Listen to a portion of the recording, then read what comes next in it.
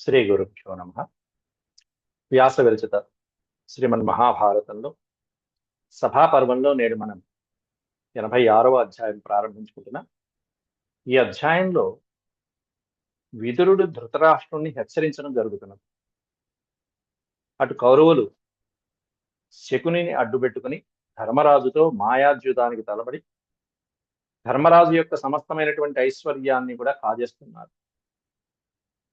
అది కూడా సుస్పష్టంగా సూచించారు వ్యాసులు వారు. కపటంతో ఆడుతున్నటువంటి ద్యూతమునందు శకుని ధర్మరాజు మీద అన్ని ఎత్తులు గెలుస్తున్నాడు. అసలు ధర్మరాజు చేతికి పాచికలు ఇంతవరకు రాలేదు. ఏకపక్షంగా నడిచింది మొత్తం ఆటంతా కూడా. నిన్న చతురంగ బలాలన్నీ కూడా ఓడిపోయాడు. ఇక ఈ రోజు పందెంలో పెట్టబోతున్నటువంటి ఏమిటి అనే సందర్భంలో సభలో ఉన్నటువంటి ఆ పరిస్థితిని చూసి విదురుడు ధృతరాష్ట్రుని హెచ్చరిస్తున్నాడు. నువ్వు చాలా పెద్ద పొరపాటు చేస్తున్నావయ్యా. నీ కుమారుణ్ణి నువ్వు నిగ్రహించకపోతే యుద్ధం అనివార్యం అవుతుంది. ఈ యుద్ధమే వస్తే గనక నీ పరిస్థితి, నీ కొడుకుల పరిస్థితి ఎలా ఉంటుంది? ఇప్పటికైనా మించిపోయింది లేదు. దుర్యోధనుడు చేస్తున్నటువంటి ఈ ఆగడాన్ని అదుపు చేయడానికి అర్జునుడు ఒక్కడు చాలు అని చెప్పన్నట్టుగా, ఒక కుమారుణ్ణి వదిలిపెట్టు, పెద్ద కుమారుని వదిలిపెట్టి నీ వంశం బాగుంటుంది అని చెప్పి నచ్చ చెప్పడం జరుగుతుంది. ఇక్కడ విదురుడు జూదం వలన వచ్చేటువంటి అనర్థాలన్నీ కూడా వివరిస్తూ ఉంటాడు. ముందుగా భగవత్స్మరణ చేసుకుని ప్రవచనాన్ని, శ్లోక పఠనాన్ని ప్రారంభిద్దాం. ఓం శుక్లాంబరధరం విష్ణుం శశివర్ణం చతుర్భుజం ప్రసన్నవదనం ధ్యాయేత్ సర్వవిఘ్నోపశాంతయే.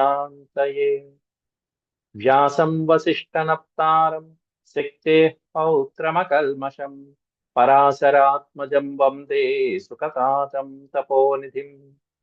వ్యాసాయ విష్ణురూపాయ వ్యాసరూపాయ విష్ణవే నమో వై బ్రహ్మనిధయే వాసిష్ఠాయ నమో నమః. నారాయణం నమస్కృత్య నరం చైవ నరోత్తమం దేవీం సరస్వతీం వ్యాసం తతో జయముదీరయే. సభాపర్వం అందులో 86వ అధ్యాయం. విదురేణ ధృతరాష్ట్రం ప్రతి దుర్యోధన నిందాపూర్వకం జ్యోత ఉపరమ చోదనం. ఉపరమము అంటే జూదాన్ని ఆపమని చెప్పి ప్రేరేపించడం. ఈ జూదం వల్ల కలిగేటువంటి నష్టాలు అన్ని కాదని చెప్పి హెచ్చరిస్తూ జూదం వద్దని చెప్పి నివారిస్తున్నాడు విదురుడు. వాటికి సంబంధించినటువంటి అంశాలు, శ్లోకాలు. విదురుడు అంత ధర్మాత్ముని మరొకడు లేనేలేడు అసలైతే. అట్లాంటి ఆ విదురుడు ఎన్ని ధర్మ సూక్ష్మాలు చెప్పినా కూడా పక్కన పడేసేటువంటి వాడు ఈ ధృతరాష్ట్రుడు. ధృతరాష్ట్రుడి యొక్క అదృష్టం ఏంటంటే ధర్మాలు చెప్పేవాళ్ళు చుట్టూతా ఉన్నారు. అన్నీ చెప్పించుకుంటాడు. చెవులు చిల్లులు పడేట్టుగా వాళ్ళు చెప్తారు, ఈయన చక్కగా వింటాడు. అన్నీ విని పక్కన పెట్టేసి మొత్తం తాను చేయాలనుకున్నదే చేస్తూ ఉంటాడు. పుత్ర పక్షపాతం వల్ల మొత్తం సర్వము నాశనం చేసుకున్నాడు. అట్లాంటి వాడు ధృతరాష్ట్రుడు. దాంట్లో ముందుగా మొదటి శ్లోకం నుంచి చెప్పుకున్నాం. శ్రీ వైశంపాయన ఉవాచ ఏవం ప్రవర్తితే ద్యూతే ఘోరే సర్వాపహారిణి సర్వసంశయ నిర్మోక్త విదురో వాక్యమబ్రవీత్. విదురః వాక్యమబ్రవీత్. ఏవం ప్రవర్తితే ద్యూతే. ఈ విధంగా జూదం అనేటువంటి మాయాద్యూతం జరుగుతూ ఉంటే అది కూడా ఎట్లా ఉంది? సర్వాపహారిణి ఘోరే. సమస్తమైనటువంటి పాండవ సామ్రాజ్య సంపదనంతా కూడా హరించేసేటువంటి మాయాద్యూతం అది. అట్లాంటి ఆ జూదంలో విదురుడు వాక్యం అబ్రవీత్. విదురుడు ధృతరాష్ట్రుడితో అంటున్నాడు. విదురుడు చెప్తే వినేటువంటి వాళ్ళు ఎవరయ్యా అంటే పాండవులు. అంతేకాకుండా ధృతరాష్ట్రుడు వింటాడు కానీ ఆచరించాడు. పాండవులు తూచా తప్పకుండా పాటిస్తారు విదురుడి యొక్క వాక్యాన్ని. ధర్మరాజు ఇంకా ముఖ్యంగా. మహారాజ విజానీహి యత్వాం వక్ష్యామి భారత ఔషధమివ న రోచేతాపి తే శృతం అంటూ మొదలుపెట్టాడు. మహారాజా, ముమూర్షో ఔషధమివ. చావదలిసినటువంటి వాడికి ఇంకా ఔషధం దేనికి? ఆల్రెడీ చనిపోబోతున్నాడు. చనిపోదామని నువ్వు అనుకుని నిశ్చయించుకుని నీ నిర్ణయాలు నువ్వు తీసుకుని నీ కొడుకుతో ఈ విధమైనటువంటి జూదాన్ని పెట్టించావు. అట్లాంటి వాడికి ఔషధాలు ఏం పని చేస్తాయి చెప్పు? అవన్నీ ఎలా ఉంటాయి? ఔషధాలు అనిష్టంగా ఉంటాయి. చనిపోయే వాడికి ఏమీ కనిపించదు, దీపం కనిపించదు, చంద్రుడిలో మచ్చలు కనిపించవు, వాడి కంటిలో కనిగుడ్డులో మచ్చలే కనిపించవు వాడికి, చనిపోయేటువంటి వాడికి. అది ఈజీగా గుర్తుపట్టచ్చు, కొన్ని గుర్తులు ఉంటాయి. అలాగే అలాంటి సందర్భంలో ఔషధాలు కూడా రుచించవు వాడికి ఏమి, అట్లా ఉంటాయి.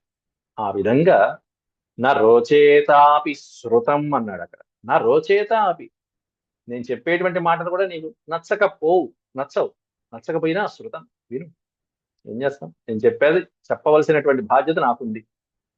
నేను చెప్పేటువంటి మాటలు కూడా నీకు పెద్దగా నచ్చవు, రుచించవు. ఆయన చెప్పవలసినటువంటి బాధ్యత నాకుంది. మంత్రి అనేటువంటి వాడు చెప్పాలి పక్కన. ఆ బాధ్యతగా చెప్తాను, అయినా సరే నువ్వు వినకపోయినా చెప్తాను, విను నాయన, ఇది నా ధర్మం. ఎందుకంటే ఎప్పుడైనా తర్వాత ఎప్పుడైనా అంతా వినాశనం కలిగాక చెప్పలేదు అనేటువంటి బాధ నాకు ఉంటుంది తర్వాత. నా విద్యుక్త ధర్మం నేను నిర్వహించాలి అంటూ మొదలు పెట్టినాడు. యద్వై పురా జాతమాత్రో రావ గోమాయువద్ విస్వరం పాపచేతా దుర్యోధనో భారతానాం కులఘ్నః సోయం యుక్తో భవతాం కాలహేతు అన్నాడు.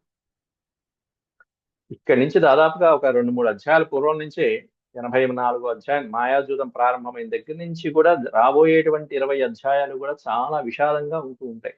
చాలా బాధాకరమైనటువంటి విషయాలవన్నీ కూడా. పాండవులు అంటే సత్పురుషులైన వాళ్ళు, సజ్జనులైనటువంటి వాళ్ళు, పరమాత్ముని నమ్ముకున్నటువంటి వాళ్ళకి ఇన్ని కష్టాలు వస్తాయా అన్నట్టుగా ఉంటాయి. అయితే ఈ మాయాజూదంలో కృష్ణుని పిలవలేదనుకోండి అదృష్టవశాత్తు, ధర్మరాజు కూడా తలుచుకోలేదు, కృష్ణుని మనసులో కూడా తలుచుకోలేదు. పైగా తలుచుకోకపోవడమే కాదు, కృష్ణ నువ్వు ఈ దరిదాపులు కూడా రావద్దయ్యా అని చెప్పి మనసులో అనుకుని కూడా ఉండి ఉంటాడు. లేకపోతే కృష్ణుడు వెంటనే వచ్చేవాడేగా.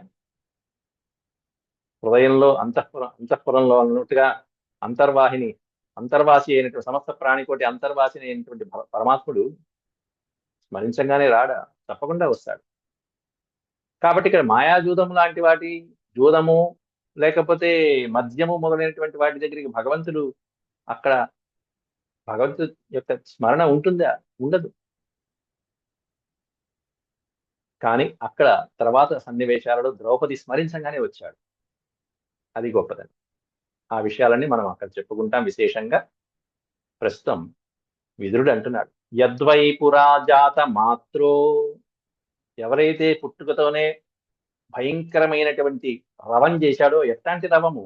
గోమాయువత్, గోమాయువత్ అంటే పెద్ద నక్కలు అరిచినట్టుగా భయంకరమైనటువంటి అరుపు చేశాడు. ఎవరు పుట్టంగానే అంటే నీ కుమారుడే, పెద్ద కుమారుడైనటువంటి దుర్యోధనుడు. వాడు పుట్టుకతోనే భయంకరమైనటువంటి అరుపు, అటువంటి నక్క అరుపులాగా పెద్దగా రురావ ఏడ్చినటువంటి వాడు, రావం చేసినటువంటి వాడు పుట్టుకతోనే. గోమాయువద్ విస్వరం పాపచేత, ఆ పుట్టుకతోనే వాడు అరిచినటువంటి, ఆ నక్కలాగా అరిచినటువంటి ఆ రావానికి, శబ్దానికి వాడు ఎంత పాపాత్ముడో అనేటువంటిదే తెలిసిపోయింది.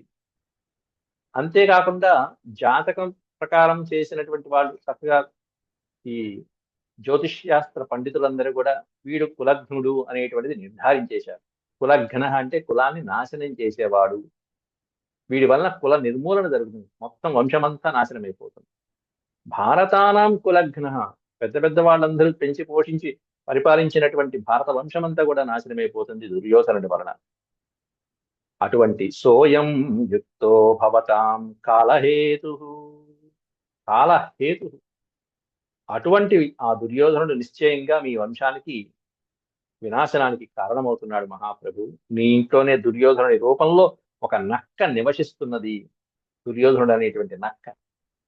గృహే వసంతం గోమాయుం త్వం వై మోహాన్ నబుధ్యసే, ఒక ఇంట్లోనే ఒక గుంట నక్క నీతో పాటే నివసిస్తూ నీ చుట్టూతోనే తిరుగుతూ నీతో మాట్లాడుతున్నది. అది నువ్వు మోహం వలన, పుత్ర వ్యామోహం వలన నబుధ్యసే, నువ్వు గుర్తించలేకపోతున్నావు.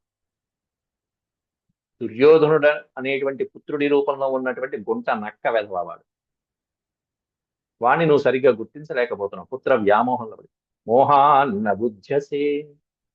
ఎట్లా ఉన్నాడు వాడు? దుర్యోధనస్య రూపేణ, దుర్యోధనుడి రూపం వేసుకున్న గుంట నక్కవాడు. దుర్యోధనస్య రూపేణ శృణు కావ్యాం గిరం మమ శృణు కావ్యాం గిరం మమ. కావ్యాం గిరం. కావ్య అనేటువంటి పదానికి అర్థం ఏమిటంటే అక్కడ కావ్య అనేటువంటి శబ్దానికి శుక్రాచార్యుడు అని అర్థం. ఎప్పుడైనా గుర్తుపెట్టుకోండి. అమరకోశంలో డిక్షనరీలో శుక్రాచార్యుడు ఉన్నటువంటి పేర్లలో కావ్య అని ఉంటుంది. కావ్యాంగిరం, శుక్రాచార్యుడు చెప్పినటువంటి మాటలు ఏవైతే ఉంటాయో ఆ నీతి వాక్యాన్ని నేను చెప్తాను విన్నాయన అని చెప్పి శుక్రుడు చెప్పినటువంటి నీతి వాక్యాన్ని వింటున్నాడు. మధువై మాధ్వికో లబ్ధ్వా ప్రపాతం నైవ బుధ్యతే ఆరుహ్యతం మజ్జతీవ పతనం చాదిగచ్చతి. మధు అంటే తేనె. ఆ తేనె పట్టు నుండి తేనె తీసుకునేటువంటి వాడు, ఆ తేనెను అమ్ముకునేటువంటి వాళ్ళు, తేనె పట్టు పట్టి తేనెను అమ్ముకునేటువంటి వాళ్ళు ఉంటారు చూసారా. దానికోసం ఆ తేనె పట్టు నుంచి ఆ తేనెని సాధించడం కోసం వాళ్ళు ఎక్కడెక్కడో చెట్లు ఎక్కుతుంటారు, చిటాలు కొమ్మలు ఎక్కుతుంటారు, పర్వతాలు అధిరోహిస్తుంటారు, పెద్ద పెద్ద కొండ చర్యలు అధిరోహిస్తుంటారు, పెద్ద పెద్ద భవనాలు ఎక్కుతూ ఉంటారు. ఒక్కోసారి తెలియకుండానే వాళ్ళు ఆ పెద్ద పెద్ద కొండ చర్యల మించి పడిపోతూ ఉంటారు. కాబట్టి మధువై మాధ్వికోలర్వా ప్రపాతం నైవ బుధ్యతే అన్నారు అక్కడ. కాబట్టి ఈ తేనెను అమ్ముకునేటువంటి వాళ్ళు లబ్ధ్వా, ఆ మధువుని పొందారు అంటే చక్కగా అమ్ముకుంటారు, బానే ఉంది. కానీ ఒకవేళ కనుక ఆ చెట్టు చిటారు కొమ్మ పైనుంచి పెద్ద లోయలో పట్టమో, కొండ చర్యల పైనుంచి కింద పట్టిపోవటమో, ప్రపాతం పడిపోవటం అనేటువంటిది కూడా వాడు గ్రహించలేని స్థితిలో ఉంటాడు ఒక్కోసారి. నైవ బుధ్యసే. ఇంకేముంది, ఇంకొంచెం ముందుకెళ్తే అందుతుంది, ఇంకొంచెం ముందుకెళ్తే అందుతుంది, తేనె తేనె తేనె కదా అని చెప్పి వాడు ప్రాణాపాయం మీదకి తెచ్చుకునేంత సాహసం చేస్తాడు ఆ తేనెని గ్రోలటానికి. ఆరుహ్యతం, ఒక్కోసారి ఆరుహ్య, తమ ఆరుహ్య, ఆ పెద్ద పెద్ద శిఖరాలను కూడా అధిరోహించి దాన్ని పొందడానికి కృషి చేస్తూ ఉంటాడు. మజ్జతి వా పతనం చ అధిగచ్చతి, దాన్ని పొందటం అన్నా పొందుతాడు, లేకపోతే పతనమైపోవటం అన్నా అయిపోతాడు, నాశనమైపోవటం అన్నా. అట్లా మధు అనేటువంటి పాండవుల ఐశ్వర్యాన్ని పొందబోతున్నటువంటి నీ కుమారుడు కూడా త్వరలో పడిపోబోతున్నాడయ్యా, జాగ్రత్తగా పట్టుకో, ఇప్పుడు పట్టుకోపోతే వాడు చస్తాడు అని చెప్పి చెప్తున్నాడు విదురుడు. సోయం మత్తో, ఎట్లాంటి వాడు నీ కుమారుడు? ఇప్పుడు మదంతో ఉన్నాడు, మత్తెక్కి ఉన్నాడు. మధువు మత్తు కాదు, ఐశ్వర్యం మత్తులో ఉన్నటువంటి వాడు. జూదం అనే మత్తులో ఉన్నటువంటి వాడిని పట్టుకో జాగ్రత్తగా. లోయలో పడ్డాడంటే ఎవ్వరూ లేపరు. సోయం మత్తో అక్షజ్యూతేన మధువన్నపి రక్షతే ప్రపాతం బుధ్యతే నైవ వైరం కృత్వా మహారథై అన్నాడు. ఎంత చక్కగా ఉపమానాలు ప్రయోగిస్తాడో విదురుడు. పైగా శుక్రనీతి ఇది. శుక్రాచార్యుడి యొక్క నీతిలో ఉన్నటువంటి విశేషాలు కొన్ని వర్ణిస్తున్నాడు ఇక్కడ. బృహస్పతి నీతి, శుక్రాచార్య నీతి, నారద నీతి, విదుర నీతి, చాణక్య నీతి, ఎన్నున్నాయి మనకి. ఇది మన భారతీయ సంస్కృతి అంటే. ఒకళ్ళు కాదు, ఇద్దరు కాదు. సుభాషితాల రూపంలో భర్తృహరి గారు అందించిన సుభాషితాలు, ఇట్లాంటివి ఎన్ని నీతి శాస్త్రాలు. కాబట్టి వాడు మధు అనేటువంటి మత్తులో, ఈ పాండవుల ఐశ్వర్యం అనేటువంటి మధు అనేటువంటి మత్తులో అక్షద్యూత, పాచికల ఆటలో ఉన్నటువంటి ఆ నీ కుమారుడు ఎవరైతే ఉన్నారో అట్లాంటి వాడు ప్రపాతం భుజ్యతే నైవ, పడిపోతున్నాడు అనేటువంటి విషయం గ్రహించలేకపోతున్నాడు. అయ్యా పిచ్చి పెదవా, వాడు పడిపోయాడంటే ఇంకేమన్నా ఉందా? అప్పుడు ఇంకా ఏడుస్తావు నువ్వు. ఇప్పుడు ఇప్పుడు కొద్దిగా రక్షించుకుంటే, ప్రాణం మీదకి తెచ్చుకునే లోపల రక్షించుకుంటే అమ్మాయి పిల్లాడు దక్కాడు అనుకోవచ్చు. వాడు పడిపోయాడు. ఎట్లాంటి లోయలో పడిపోతాడు తెలుసా? మహారథై వైరం కృత్వా అన్నాడు. పాండవులతో వైరం తెచ్చుకుని ఆ పాండవుల యొక్క కోపాగ్ని అనేటువంటి లోయలో పడిపోయాడంటే ఇక వీడిని ఎవరు రక్షించలేడు. విదితం మే మహాప్రాజ్ఞ భోజేష్వేవాసమంజసం పుత్రం సంత్యక్తవాన్ పూర్వం పౌరాణాం హితకామ్యయా. అంతేకాదు మహారాజా, ప్రజల యొక్క యోగక్షేమాల కోసం, ఊరు హితం కోసం, ఉన్నటువంటి రాజ్యం హితం కోసం అని చెప్పేసి తన వంశంలో వాళ్ళని, తన బంధువులని, తన పుత్రుల్ని వదిలిపెట్టేసినటువంటి వాళ్ళు మనకి పుణ్యకీర్తులు ఉన్నారు. విదితం, ఒక్కసారి తెలుసుకో అవంతా. భోజేష్వాసమంజసం, భోజకులంలో పుట్టినటువంటి, భోజ వంశంలో పుట్టినటువంటి వాళ్ళు ఎంతో మంది తమ రాజ్య క్షేమం కోసం, వంశక్షేమం కోసం మొదలైనటువంటి వాళ్ళు భోజవంశంలో ప్రజల యొక్క హితాన్ని కోరి దారి తప్పినటువంటి తమ కుమారుని పరిచయించారు తెలుసా అంటూ మొదలుపెట్టాడు. పుత్రం సంత్యక్తవాన్ పూర్వం. పూర్వం అంటే పూర్వం ఒకప్పుడు జరిగిన సంఘటన ఇది. ఏం కోరుకునంటే పౌరాణం హితకామ్య, ప్రజల శ్రేయస్సు కోరి, రాజ్యం యొక్క శ్రేయస్సు కోరి పుత్రుణ్ణే వదిలిపెట్టేశారయ్యా. ఆ యాదవ వంశంలో అంధక వంశము, భోజ వంశము, సాత్వత వంశము మొదలైనటువంటి వంశాలు ఏవైతే ఉన్నాయో, అంధక యాదవ భోజ సమేత కంసమత్యజన్, వాడి పేరే కంసుడు. యాదవులలో పుట్టినటువంటి వాడే కంసుడు కూడా. ఉగ్రసేనుడి కుమారుడు. ఉగ్రసేనుడు మంచివాడు, కానీ కంసుడు నరహంతకుడు. అంతేకాకుండా పరమాత్ముడు జన్మిస్తున్న పరమాత్ముని సంహరించాలని అనేక మంది రాక్షసుల్ని ప్రేరేపించినటువంటి హంతకుడు వాడు. అట్లాంటి కుమారుణ్ణి ఉగ్రసేనుడు వదిలిపెట్టేశాడు. కానీ బలవంతంగా కంసుడే ఉగ్రసేనుణ్ణి చెరసాలలో పెట్టించి తండ్రినే బంధింపచేసి తర్వాత నానా ఇబ్బందులు పెట్టారు యాదవుని కంసుడు. దాంతో ప్రజలు వాడిని వదిలిపెట్టేశారు. ప్రజలే వదిలిపెట్టేశారు కంసుడిని. కంసుడు మధుర నుంచి చాలా మంది యాదవుల్ని బలవంతంగా పంపించేశాడు. తనకి వ్యతిరేకంగా ఉన్నటువంటి యాదవులందరినీ పంపించేశాడు కంసుడు. కంసుడు పంపించడం అనుకోవాలా, యాదవులు వాణ్ణి విడిచిపెట్టేశారు. ఇక కంసుడికి సంబంధించినటువంటి రాక్షసులు మాత్రమే మధురలో ఉన్నారు. కాబట్టి ప్రజలందరూ కూడా, పరమాత్ముని నమ్ముకున్నటువంటి వాళ్ళందరూ కూడా, యాదవులందరూ వెళ్ళిపోయారు అక్కడి నుంచి, మధుర నుంచి కూడా. అంటే వదిలిపెట్టేశారు. కుమారుణ్ణే వదిలిపెట్టేశాడు ఉగ్రసేనుడు. అంధక యాదవ భోజా, ఆ యాదవ వంశంలో ఉన్న శాఖలు అవన్నీ కూడా. అటువంటి వాళ్ళందరూ కలిసి కంసుణ్ణి పరిత్యజాన్ని వదిలిపెట్టేశారు. నియోగాత్తు హతే తస్మిన్ కృష్ణేనా మిత్రఘాతిన. కొద్ది సంవత్సరాలకే శ్రీకృష్ణ పరమాత్ముడి చేతిలో వాడికి మరణం అనేటువంటిది సంభవించింది. నియోగాత్తు హతే తస్మిన్ కృష్ణేన, తస్మిన్ కృష్ణ, కృష్ణ పరమాత్ముడి చేతిలో. ఎట్లాంటి వాడు? అమిత్రఘాతిన అన్నారు. అమిత్రఘాతిన అంటే శత్రుమర్దనుడైనటువంటి శ్రీకృష్ణ పరమాత్ముడు కాస్త కంసుణ్ణి సంహరించవలసినటువంటి ముహూర్తం చూసుకుని మరి కొట్టిపారేశాడు. అతడి యొక్క అనుచరులతో పాటుగా, అనుచర గణం ఏదైతే ఉందో వాళ్ళతో పాటుగా సమస్తమైన రాక్షసుల్ని సంహరించేశాడు. ఎందుకని?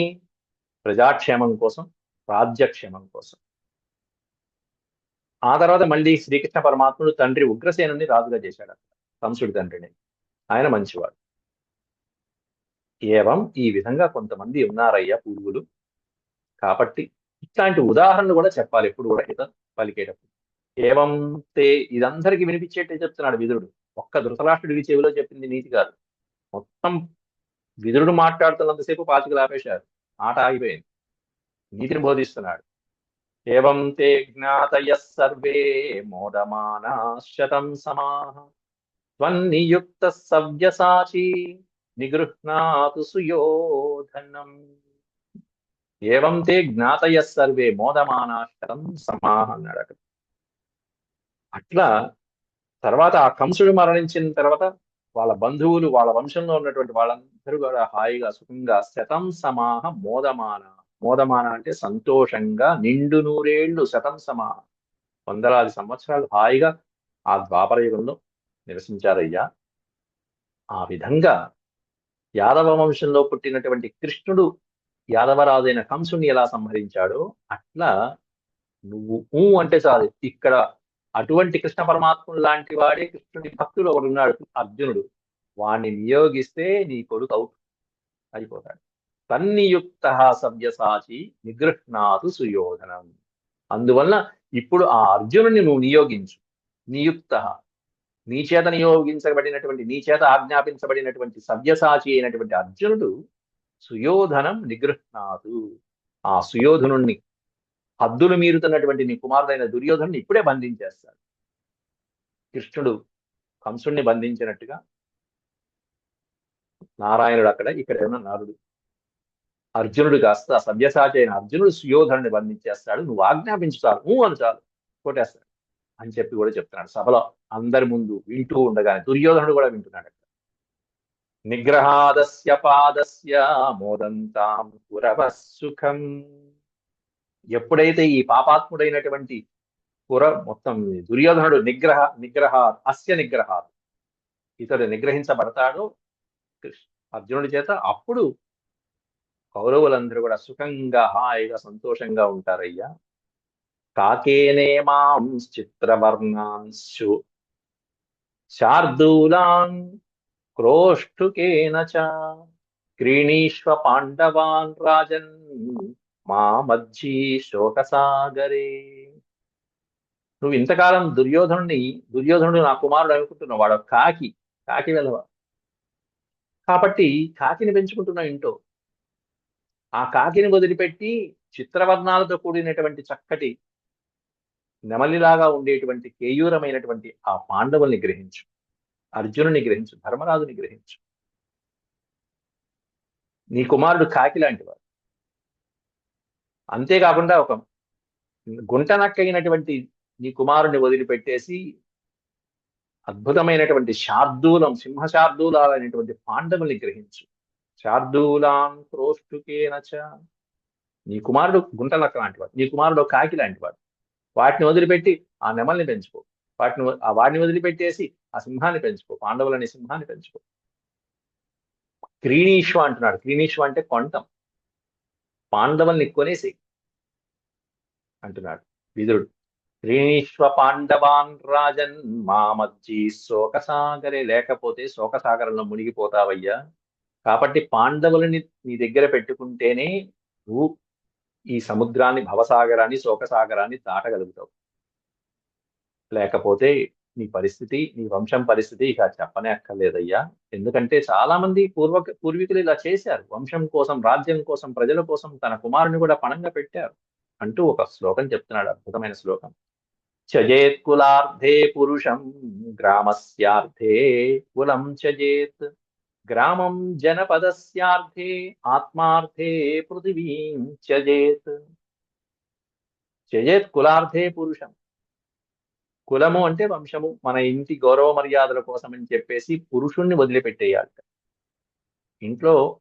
ఇంటి యొక్క వంశ మర్యాదలు, కులం యొక్క గౌరవ మర్యాదల కోసం అని చెప్పేసి కులంలో ఎవరైనా తప్పు చేస్తుంటే, ఆ ఇంట్లో ఎవరైనా తప్పు చేస్తుంటే ఆ తప్పు చేసినటువంటి వాడిని వదిలిపెట్టేయాలట. ఇంటి గౌరవం కోసం పుత్రుణ్ణైనా వదిలిపెట్టేయాలి. అది జాగ్రత్త.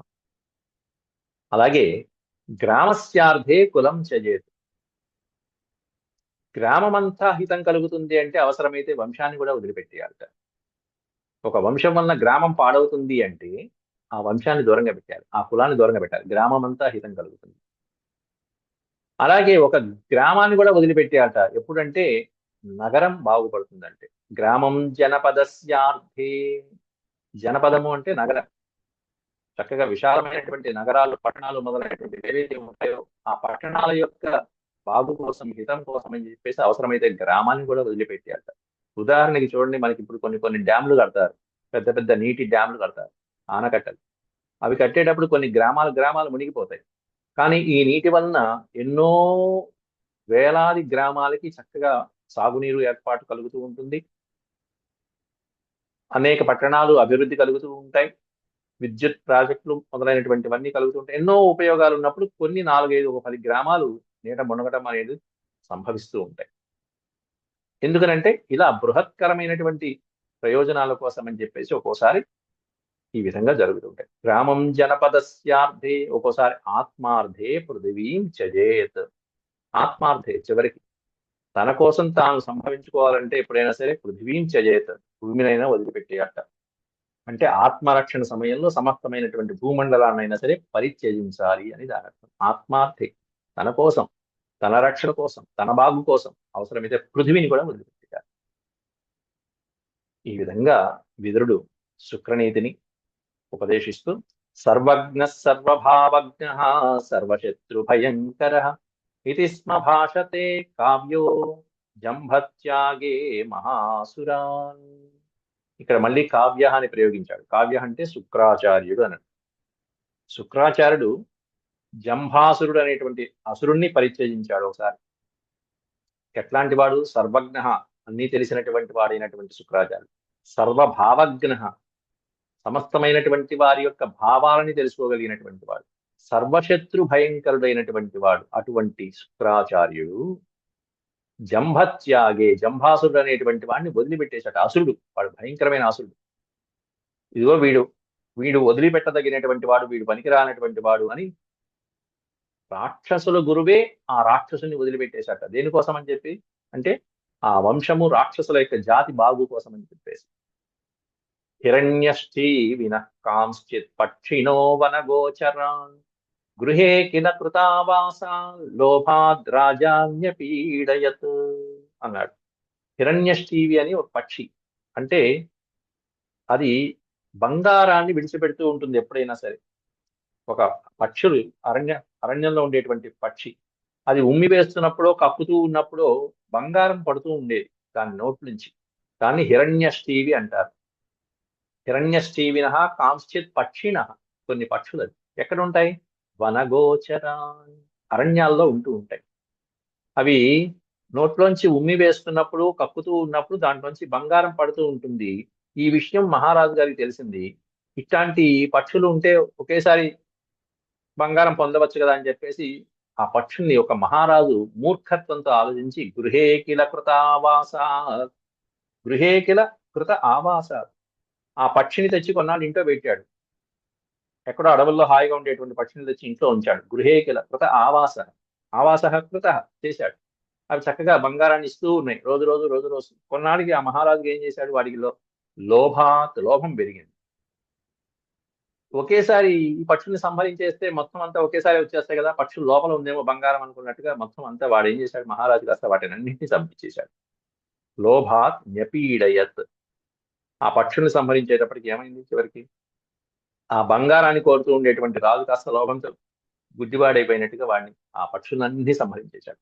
సచల్ సచోపలో సచోపభోగ లోభాంతో, లోభ ప్లస్ అంధ లోభాంధ, అంటే లోభంతో గుడ్డివాడైపోయినటువంటి మహారాజు వాడు. అట్లాంటి రాజు హిరణ్యార్థి పరంతప, బంగారం కోసం ఆ పక్షులన్నిటి కూడా జ్ఞపీడయ సంహరింపజేశాడు. బంగారం వస్తుందనే ఆశ ఏముంటాయి లోపల? బంగారం లేదు, ఏం లేదు. చివరి పక్షులు మాత్రం పోయినాయి, ప్రాణం సంహరింపజేశాడు. అట్లా నీ పరిస్థితి అలా కాబోతున్నది ధృతరాష్ట్ర మహారాజా, జాగ్రత్త. పాండవులు అనేటువంటి బంగారు పక్షులు, వాళ్ళని నువ్వు ఇబ్బంది పెడుతున్నావు, జాగ్రత్త అంటూ కనెక్ట్ చేస్తున్నాడు విదురుడు.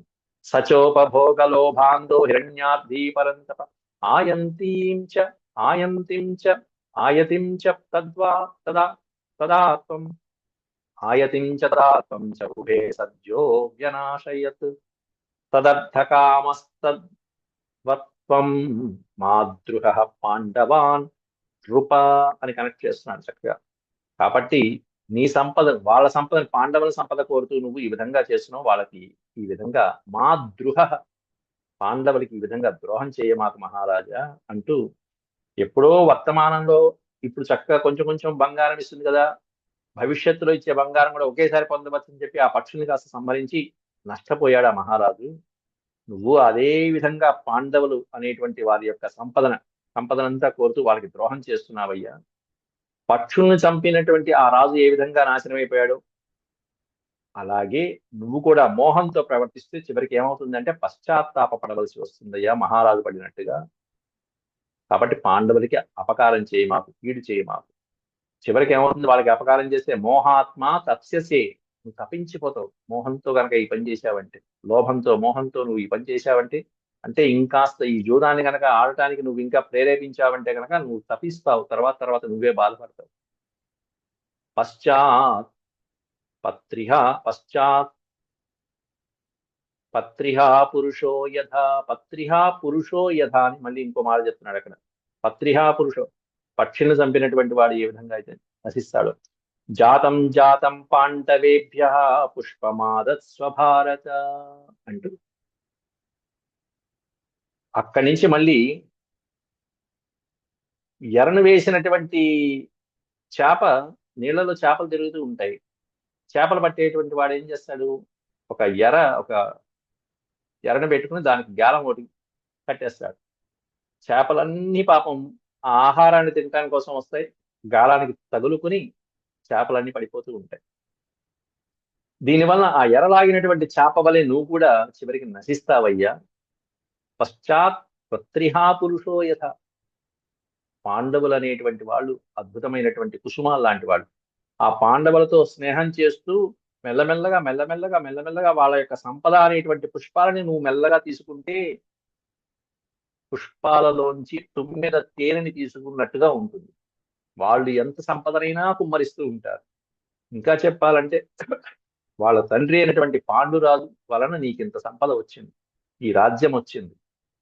అట్లాంటి పాండవులు అనేటువంటి పుష్పాల దగ్గర నుంచి ఆ మధువు ఏ విధంగా అయితే తుమ్మెద మెల్లగా పుష్పాలకి హాని కలగకుండా మధువులు తీసుకుంటుందో అలా పాండవులనే పుష్పాల నుంచి నువ్వు హాయిగా సంపదని తీసుకోవచ్చు. ఈ విధంగా తీసుకున్నావా అంటే చివరికి అదిగో ఆ మహారాజుకు పట్టిన గతే పడుతుంది. జాతం జాతం పాండవేభ్య పుష్పమాదత్స్వ భారత. పుష్పం, వాళ్ళు పుష్పాలు లాంటి వాళ్ళు, ఆ పుష్పాలను మెల్లగా తీసుకోవాలి అంటూ నచ్చ చెప్తున్నాడు. మాలాకార ఇవా రామే స్నేహం కుర్వన్ పునః పునః వృక్షానంగారకారీవ మైనాద్యాక్షి మైనాద్యాక్షి సమూలకాన్ అని ఎప్పుడైనా సరే పాండవులతో స్నేహం చేస్తూ వారి సంపద అనేటువంటి పుష్పాలను నువ్వు హాయిగా తీసుకోవచ్చు అయ్యా. కానీ బొగ్గు తయారు చేసేటువంటి వాడు ఉంటాడు. వృక్షాన్ అంగారకాన్ ఇవ. అంగారము అంటే బొగ్గు, నిప్పు. ఆ వృక్షాలని ఆ బొగ్గు ఎలా తయారు చేస్తాం? వృక్షాలను తగలబెట్టి బాగా బాగా బాగా తగలబెట్టి దాంట్లో నుంచి వస్తుంది బొగ్గు. ఆ బొగ్గు తయారు చేసేటువంటి వాడు వృక్షాలను సమూలంగా దహించేసినట్టుగా నువ్వు గనక ఈ పాండవుల్ని సమూలంగా నాశనం చేసే ప్రయత్నం చేశావు అంటే నీవే నాశనం. సమూలక మాగమ సముత్మాత్య సబలశ్చ యమక్షయం. మాగమ సముతామాత్య. నువ్వు అలా చేశావు అంటే నీ యొక్క అమాత్యులతో పాటుగా, నీ బలగంతో పాటుగా, నీ పుత్రులతో పాటుగా, నీ కొడుకులతో పాటుగా, అందరితో పాటుగా నువ్వు ఎక్కడికి వెళ్తావు అంటే యమక్షయం. యమక్షయానికి వెళ్ళవలసి వస్తుంది, నువ్వు యముడి దగ్గరికి వెళ్ళవలసి వస్తుంది. కాబట్టి అలాంటి పనులు చేయమాకవయ్యా అని చెప్పి ఎటో పలుకుతున్నాడు. కలిసికట్టుగా ఉంటే ఆ పాండవుల్ని ఎవరూ ఎదిరించలేరు. ఎందుకంటే పంచపాండవులు ఐదుగురు కూడా పెద్దన్నయ్య అయినటువంటి ధర్మరాజు మాట చెప్పిన మాట వింటూ ఉంటారు. భీముడు గాని, నకులుడు గాని, అర్జునుడు గాని, సహదేవుడు గాని ఎవరు కూడా వాళ్ళు అన్నగారి మాట జవదాటరు. సమవేతాన్ సమవేతాన్ హి కః పార్థాన్ ప్రతియుధ్యేత భారత. ప్రతియుధ్యేత అంటే తిరిగి యుద్ధం చేయటం. సమవేతాన్ కలిసికట్టుగా ఉన్నటువంటి ఆ పాండవులతో ఎవరు యుద్ధం చేయగలరు చెప్పు? మరుద్భి సహితో రాజన్నపి సాక్షాన్ మరుత్పతి. ఎవ్వరూ వారితో యుద్ధం చేయలేరయ్యా. సాక్షాత్తు దేవేంద్రుడు దేవతలతో కలిసి వచ్చినా సరే, మరుత్తుడు వరుణుడు మొదలైనటువంటి దేవతలతో కలిసి వచ్చినా సరే, దేవేంద్రుడైనా సరే, సాక్షాత్ మరుత్పతి దేవేంద్రుడు వచ్చినా సరే పాండవులని గెలవలేడు తెలుసా అంటూ విదురుడు ఉన్న మాట ఉన్నట్టుగా కళాఖండిగా చెప్పేస్తున్నాడు అక్కడ. ఆ తర్వాత జూదం వలన వచ్చేటువంటి మహా గొప్ప గొప్ప ఆపదలు, కష్టాలు ఏవైతే ఉంటాయో అవి మళ్ళీ ఇంకొక 20 శ్లోకాలలో చెప్పుకుంటూ వస్తున్నాడు. అవి రేపటి పాఠంలో మనం కంటిన్యూ చేద్దాం. అంతవరకు సెలవు. ఓం శాంతి శాంతి శాంతి. యదక్షరపద భ్రష్టం మాత్రాహీనం చ యద్భవేత్ తత్సర్వం క్షమ్యతాం దేవ. నారాయణ నమోస్తుతే. సర్వం శ్రీకృష్ణార్పణమస్తు. హరి ఓం.